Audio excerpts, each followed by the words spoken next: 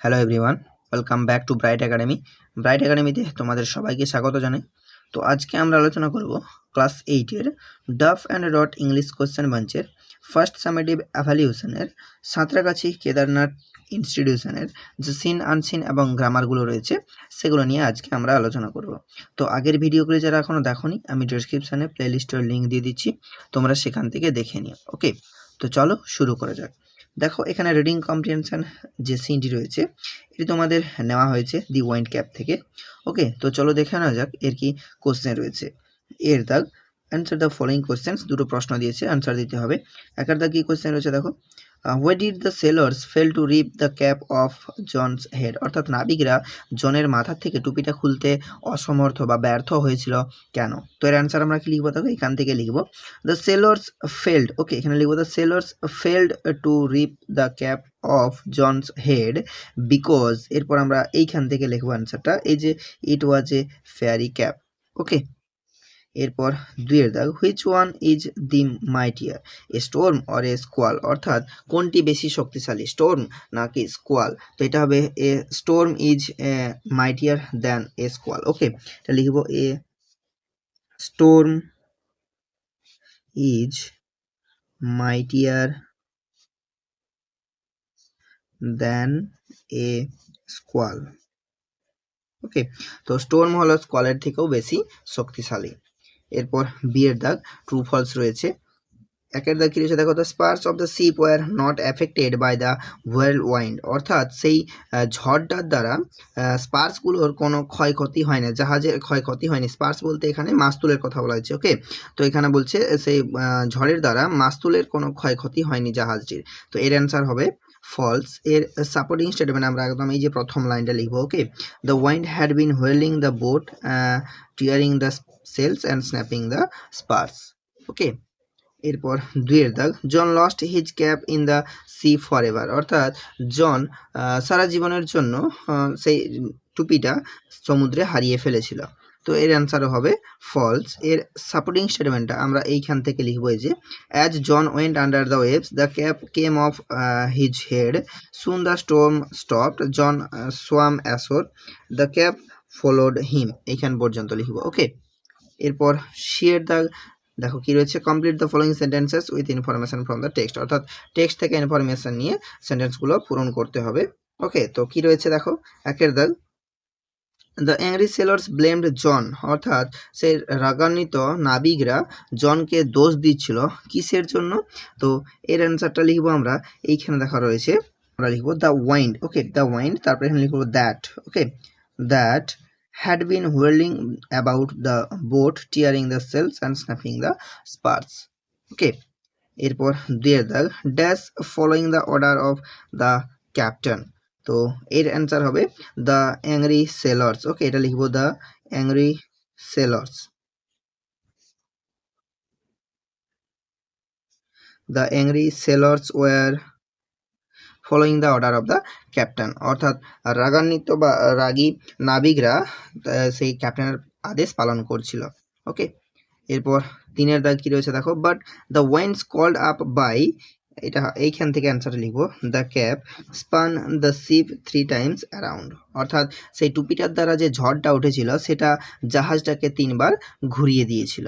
ওকে, এরপর ডি এর দাগ দেখো, এর সিনোনিম আমাদের আনসিন থেকে খুঁজে লিখতে বলেছে। তো কি রয়েছে, থ্রিউ, অর্থাৎ ছুঁড়ে ফেলা। তো এর সিনোনিম হবে এই যে এখানে রয়েছে দেখো, ফ্লাং। ওকে, এরপর পরের পার্টে এখানে তোমাদের রিডিং কম্প্রিহেনশন আনসিন রয়েছে।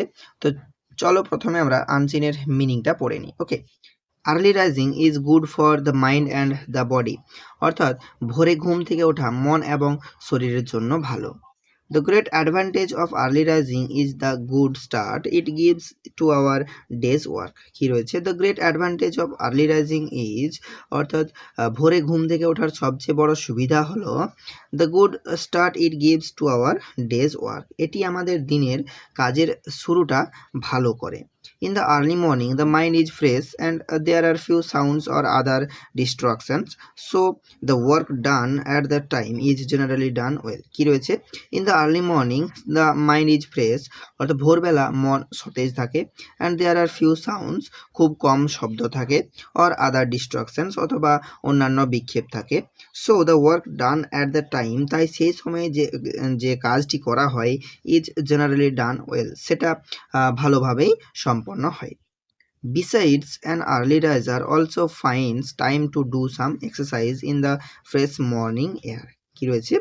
Besides, তাছাড়াও an early riser also finds time to do some exercise in the fresh morning air. ভোরে ঘুম থেকে ওঠা ব্যক্তি সকালের তাজা বাতাসে কিছু ব্যায়াম করার জন্য সময় খুঁজে পান. It boosts his energy. এটা তার শক্তি বৃদ্ধি করে. An early riser has plenty of time to do his work. একজন ভোরে ওঠা ব্যক্তি তার কাজ করার জন্য প্রচুর সময় পায়. He also finds time for rest and recreations. সে বিশ্রাম এবং বিনোদনের জন্য সময় খুঁজে পায়. ওকে, তো এই হলো তোমাদের আনসিন. তো চলো দেখে না যাক এর কি কোশ্চেন রয়েছে. ওকে, এর দাগ ট্রু ফলস রয়েছে. একের দাগ কি রয়েছে দেখো, an early raiser can get sufficient time to do some exercise and work. অর্থাৎ একজন ভোরে ঘুম থেকে ওঠা ব্যক্তির সময় ব্যায়াম এবং কাজ করার জন্য পর্যাপ্ত সময় পেতে পারে. তো এর অ্যান্সার হবে ট্রু. এর সাপোর্টিং স্টেটমেন্ট আমরা এই যে শেষের লাইনটা লিখবো এই যে এখান থেকে, an early riser has plenty of time to do his work, he also finds time for rest and recreation. Okay, এরপর দুইয়ের দাগ, our mind and body become healthy and fresh if we rise early. কী রয়েছে? Our mind and body become healthy and fresh, আমাদের মন এবং শরীর সুস্থ ও সতেজ হয়ে ওঠে ইফ উই রাইজ আর্লি, যদি আমরা তাড়াতাড়ি ঘুম থেকে উঠি. তো এর অ্যান্সার হবে ট্রু.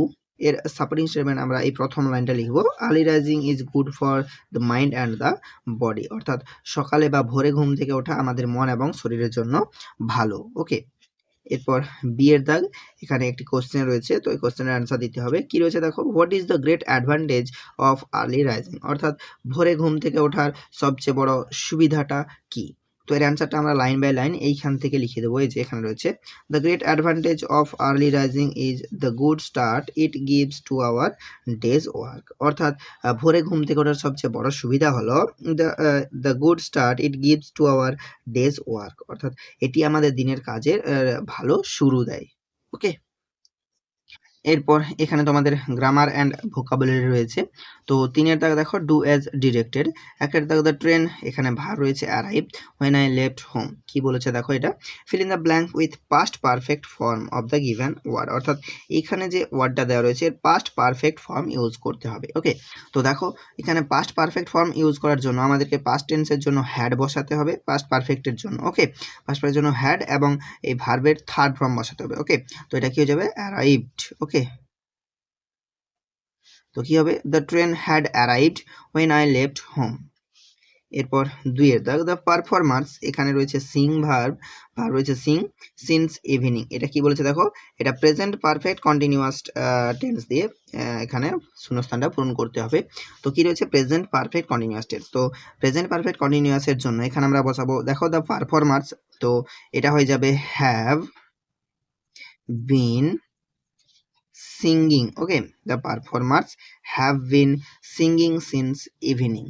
Okay, এরপর তিনের দাগ, I shall read a book. এটা কি বলেছে দেখো, ফিউচার কন্টিনিউয়াস টেন্সে আমাদের চেঞ্জ করতে বলেছে, ট্রান্সফর্ম করতে বলেছে. তো ফিউচার দেখো এটা আমাদের সিম্পল ফিউচারে রয়েছে, তো এটা আমাদের ফিউচার কন্টিনিউয়াসে নিয়ে যাওয়ার জন্য এখানে আমরা ভার্বের সঙ্গে আইএনজি যোগ করব. ওকে, তো এটা কি হয়ে যাবে, I shall reading, সরি এখানে হয়ে যাবে B, I shall be reading a book. Okay, এটা হয়ে যাবে I shall be reading a book. Okay, এরপর চারের দাগ কি রয়েছে দেখো, choose the correct antonyms of the underline words from the list given below, some extra word are given. অর্থাৎ এদের যে অ্যান্টোনিম বিপরীত শব্দ সেটা আমাদের এই যে লিস্ট থেকে খুঁজে নিয়ে লিখতে হবে. তো একের দাগ কি রয়েছে দেখো, পসিবল, তো এটা হয়ে যাবে ইম্পসিবল. দুইয়ের দা, John had always obeyed his mother, obeyed এটা হবে ডিসওবেড, তো এই যেখানে রয়েছে দেখো ডিসওবেড. তিনের দা, জন বিগান হিজ ফার্স্ট ইভার সি ভয়েস, বিগান অর্থাৎ শুরু করা, তো এর অ্যান্টোনিম হবে এন্ডেড অর্থাৎ শেষ. এরপর 4 দাগ দ্য সিজনস চেঞ্জড র্যাপিডলি, তো এর যে অ্যান্টোনিম সেটা হয়ে যাবে স্লোলি। ওকে, তো আজ এই পর্যন্তই। চলো দেখা হচ্ছে আবার নেক্সট পেজে।